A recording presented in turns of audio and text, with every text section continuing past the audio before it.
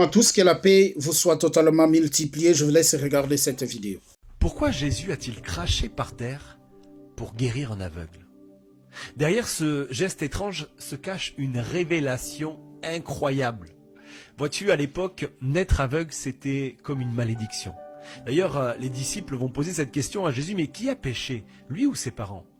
Vois-tu, dans la tradition juive, un enfant qui a été atteint d'un handicap pouvait être rejeté par ses parents dès ses 13 ans. Et quand on croisait un homme comme lui, on crachait par terre pour signifier qu'il était maudit. Imagine un seul instant, toute sa vie, cet homme avait grandi avec le rejet, l'humiliation, avec l'idée qu'il était indigne de Dieu.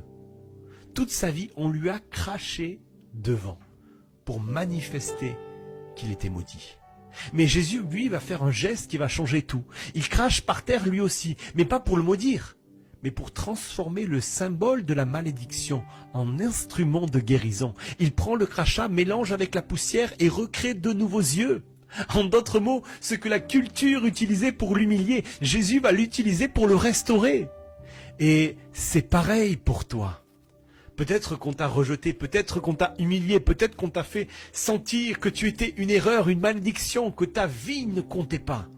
Mais laisse-moi te dire, Jésus est celui qui transforme le rejet en adoption, la honte en témoignage, la malédiction en bénédiction. Ce que les autres ont utilisé pour t'écraser, lui, il l'utilise pour te relever. La Bible déclare ceci dans Ésaïe 61, verset 7. Là où tu as connu la honte, Dieu te donnera une double bénédiction. Là où tu as souffert l'humiliation, il remplira ton cœur de joie et d'allégresse. Même si les hommes t'ont rejeté, Dieu te choisit et fait de toi une pierre précieuse dans son édifice. Ce que le monde appelle malédiction, Jésus l'appelle guérison. Ce que les autres utilisent pour te rabaisser, Jésus l'utilise pour te relever.